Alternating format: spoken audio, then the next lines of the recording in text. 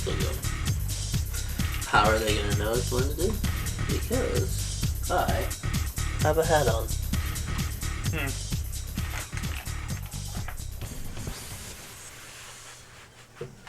Perfect. They'll never know. That's awesome. I wish I have balls like you when One's a sure thing. when I was single, you know.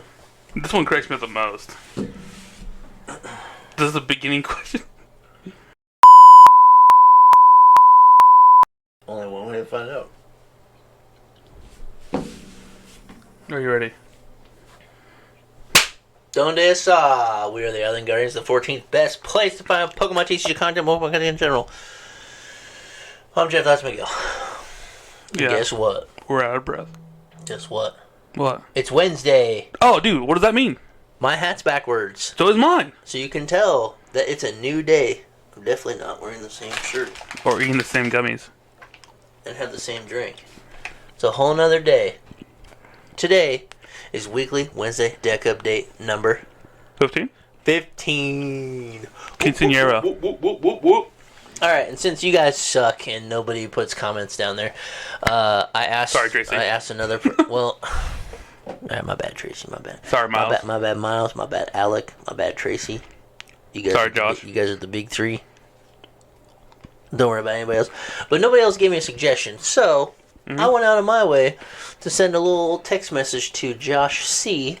And I was like, "Yo, man, you play Ting-Lu a lot, and you beat me on Thursday. Let me see that list." And he sent it to me. So, Good guy. we're going to go over some Ting-Lu, at least the way that he plays it. I've never played it, but it seems pretty self-explanatory. Miguel's played it. Yep, yep, yep. He might give you a little bit more insight than me on what he likes, doesn't like, whatever. But here we go. I'll put the list in the description as well. Let me see the list. This is how old Joshua plays it. So he's got the 2 Squawkabilly, Will it cross a belly? 3 Ting-Lus, Wow. 3 Hawluchas, 2 Koraidons, Mm-hmm. 1 Alakazam, 1 Spiritomb, Spicy. trainers, 3 Ultra Balls, 2 Switch Carts, 1 Lake Acuity, 1 Experience Share, 4 Shoes, 4 VIPs, 2 Iono, 1 Rod, 2 Temple of Sinnohs, 4 Gutsy Pickaxe, 3 Nest Balls, 4 Research, 2 Bravery Charm, and 3 Boss's Orders. Oh, dude. Boss for the And win. then you're on 12 energies. Energy is relatively expensive. Everybody takes 3 that can do something legit. So he did follow up with a text about the 3rd boss could be something else. Give me one momento. What do you need? You have 3 bosses. You win. That's what I'm saying. He said, this is how he plays it. He said there is only 2 boss in the deck, not 3, but it came through as 3. So I don't know if it was a discrepancy in how it was typed, whatever. He said Temple is okay, but can easily be changed with other stadiums. He said also Iono can be changed for Judge, but either works.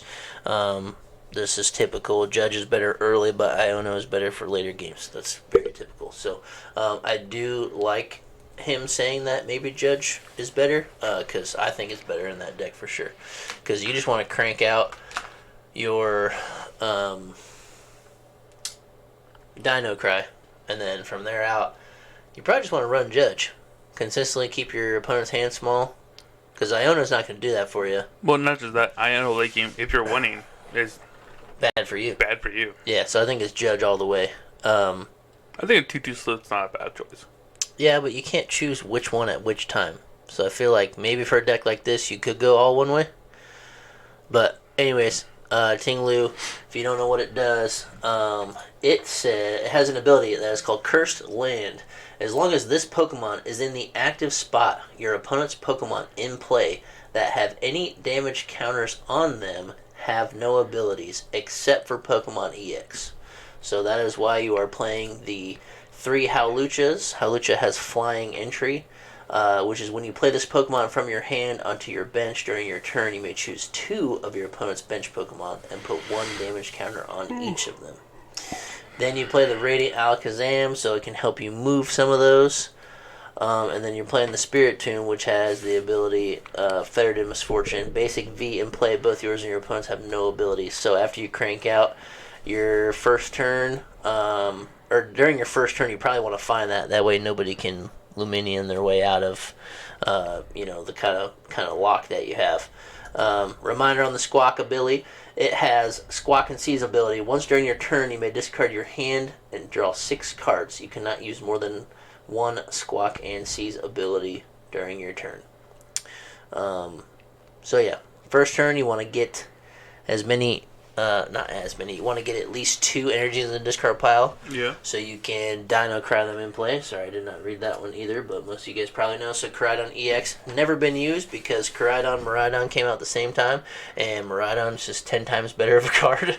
Yeah. But Koraidon makes Ting-Lu work. So it has Dino Cry. Once during your turn, you may attach up to 2 basic fight energy cards from your discard pile to your basic fight Pokemon in any way you like. If you use this ability, your turn ends. So you just want to get Ting-Lu in the active. You want to attach once per turn, and you want to get a couple Hawluchas. You want to get a Koraidon down. You want to hopefully maybe land the Spiritomb, and then you want to end your turn with Dino, or you want to Squawkabilly. Hopefully that helps you get the fight energies of the discard, and then you want to end with Dino Cry. So you're hopefully having Ting-Lu in the active with at least 2, if not 3.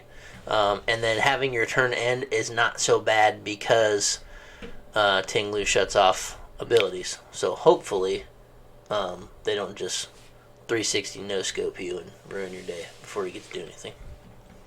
Yep. So, and Ting-Lu's attack also is not very good. It's just 150, which, sometimes you got to 3-hit things. But the best part about it is the attack also puts 2 damage counters on one of your opponent's bench Pokemon. So therefore you can also move those with Alakazam and just keep damage in the correct spot and hopefully line up double knockouts.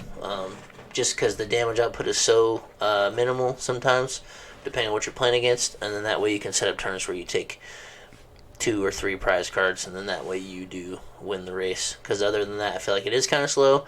But yeah, it does not shut off EX, so it struggles against Guardy, even though that's what I was playing and he beat me. I just had a terrible start, double Ralts. Next turn, researched my hand, or Iono'd into no Curlius. He had damage counters on both of them anyways. But yeah, you've played it before. What's it good and bad against? I think Psychic. Yeah. Well, Koraidon's weak to Psychic. Koraidon, yeah.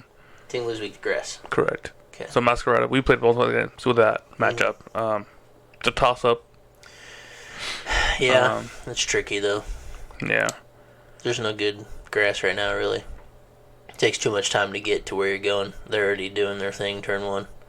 Well, just that. I mean, Koraidon, it's a fun deck. I really enjoyed playing it. Yeah. I'm like yelling at my mic. I played a Medicham in my deck list just because Ting-Lu is just a very weird number to hit. 151. Like, it's not really. Like you said, you sometimes have 3-hit things. Yeah, and like Guardy's got resistance, so like it takes you got to 3-hit that. 150 is just kind of a weird number. Yeah. But still you can get there, but if you can use the Alakazam, move things around, and then Medicham into the win, I mean, it happens. It's hard. It's just, it takes a little bit more setup than rather just dump your hand, punch. I mean, that's the ongoing thing with like must-buy decks. It's very aggressive. Yeah. Like you want to ideally typical fight fashion. Kind of how fights are. Want to use a pickaxe? I like the experience or experience share. Yeah, he's got one of those. The pickaxes are crazy. If I was him, I probably wouldn't play 4. I'd play more switching because you can. I think the hardest part about this deck sometimes is if they can just boss around you, they will win.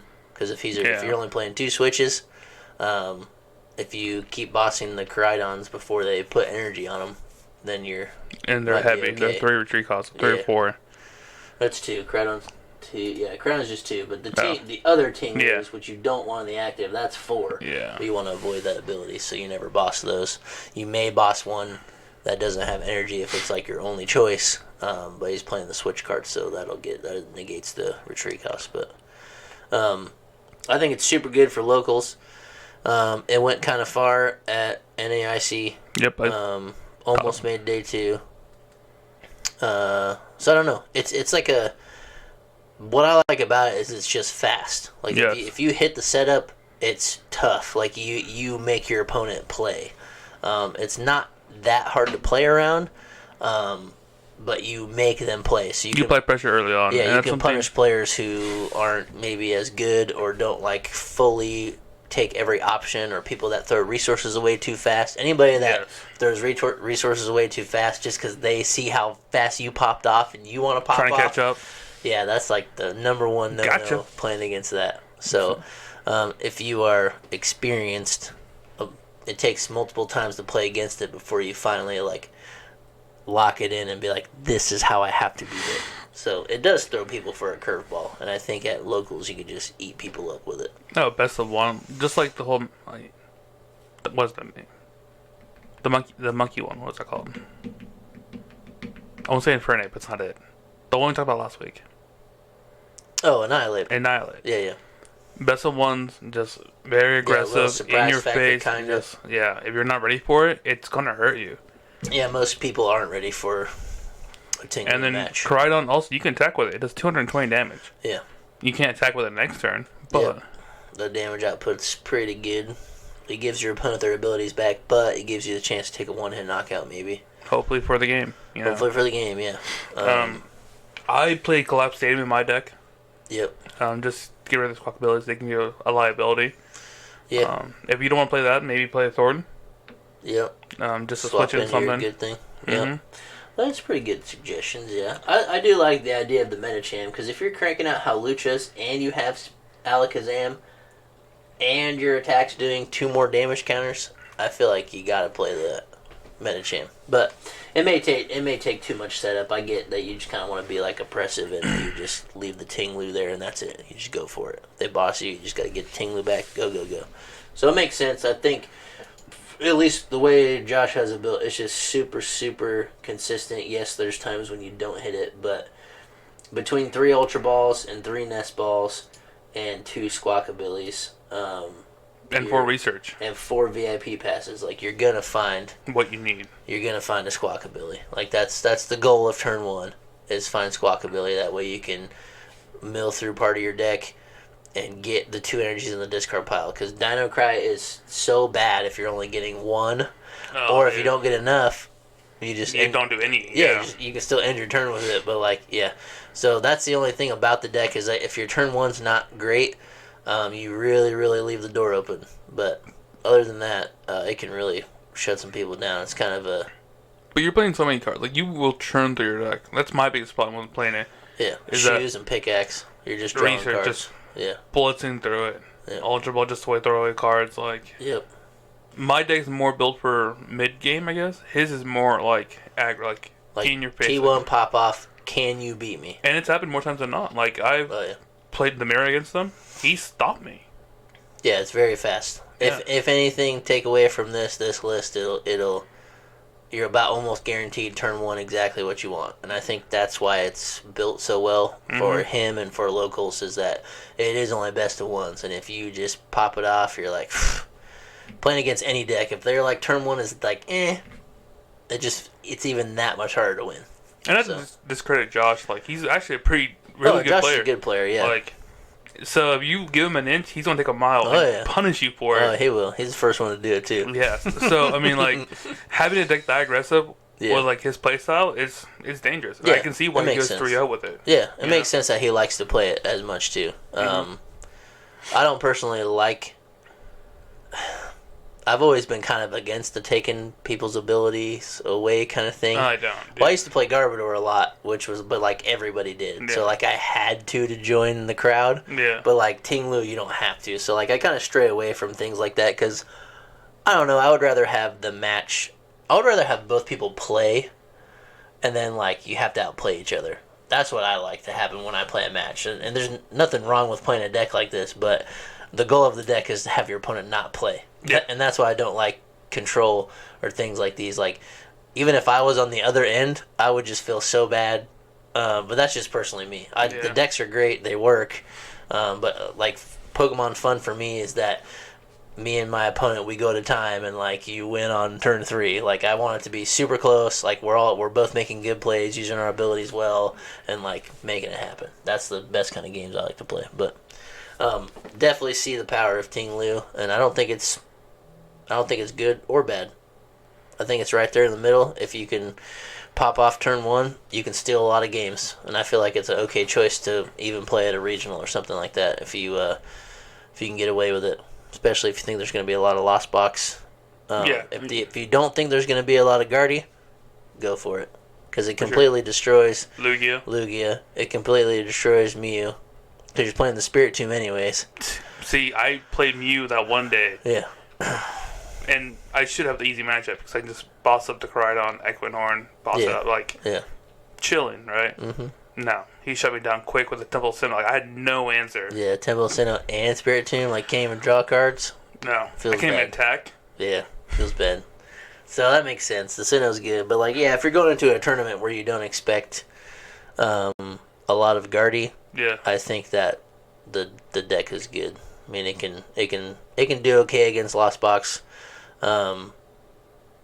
They're gonna try to escape. They play so many escape ropes that if you don't get 2 Ting-Lus down, you're kind of in trouble. Yeah, but even if you do that, you're still in trouble because they're not both powered up. Right. Yeah. They keep making you switch around a little bit. But it's not that hard to get the damage counters on like their Radiant Greninjas, so they can't draw. Only thing about it is like they can drop like Dragonite and just like Mirage Gate to it, and then if they ever make it to Sableye, which they're gonna get there with Chorus, then they're probably doing okay. So like Lost Box is pretty tricky too, but early on you can shut off the Comfies pretty fast, but Chorus itself is just busted. So I feel like if it's gonna be a low Guardy, low Lost Box event, then Ting-Lu is pretty good. Arceus coming back up also. Yeah, a lot of Arceus. You hurry up and get a ping on there, and they can't use Starburst. Mm-hmm. Yeah, it's definitely like, it's just hard because like a lot of people don't. It's hard to rate it because like it's not played in that high of a quantity, and I think for that reason it's hard to. Sometimes the meta is hard to gauge, or sometimes the meta is easy to gauge, and you're like, well, if I'm sitting in a room full of Guardies right now, I'm probably not going to make it through. But yeah, I would say it's like everything else. It's hard for me to give it a rating. I feel like we say B for everything. But I'll give this one a C because I wouldn't play it. But then I'd give it a B because I like the build of it. It's just so fast. I give it a B minus. We'll be in the middle. Okay, B minus. That's fair. I mean, if you're a newer player trying to learn how to play the games, it's got a lot of mechanics. Yeah. A lot of things you got to look into. Abilities here and there. Yeah, the sequencing's pretty well. I like to relate that as well. I like to rate decks like that. Yeah, if you're a new player, you give them the goal of this Pokemon needs to be in your active spot. Mm-hmm. This one's got to be on your bench, and you got to use this ability. And if you find these Hawluchas, great. If you find the Spiritomb, great. Like you can. There's a lot of different working abilities. Like one triggers when you play it, one triggers and ends your turn, one triggers always if it's in the active. Like it's 3 different things to think about. So it's a good thing to teach to help players learn. Yeah.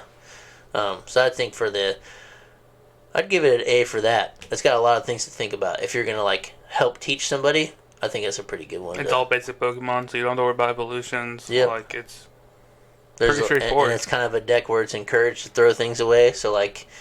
If you're a newer player and you're not like super like only certain decks, you got to be like most decks, I guess you got to be kind of concerned about resources. But like if you're playing new, you just want one goal. You want to punch. Well, you want to punch them and then turn their abilities off. Yep. So yeah, it encourages you to fly through your deck. So I would give it an A for teachability, if we can call that a word. Yeah, and then a C for rating. So B minus. B minus. Yeah. All right, that's what we rate it. So, if you like this review and other ones we've done before in the past, or have a deck you want to review in general, please put it in the comments down below. Throw it down there. We'll do it. Except for Charizard EX, that's a trash deck. Don't play it. You've hopefully seen that one last Wednesday. We picked a just disaster of a list, but it was kind of fun ripping it apart. So it'd be like that. Yeah, if you like that, let's say you find a list online and you're like, what is this? This is buns. Or like, I don't understand how this works. How could this ever be good? Send it in. Yeah, it might be my list. my Aggron Umbreon Arceus deck. It might be better than that, just like everything is. I'm gonna punch you. But yeah, throw it down there. This has been Wednesday. Next week we'll do something else, hopefully per your suggestion. If not, we'll go over something. So Yeah. check back in for Friday, playing some more trivia. This time I'm putting the packs up, and it's going to be double Astral. What came out of Astral Radiance? Palkia. Alright, it's fine. Is it? Am I wrong? Maybe. I have no idea. We're the 14th best. I don't need to know. Like I said, cards. if you're here, I'm going to tell you something. You can learn it or you can not. Catch you on Friday. Later, guys.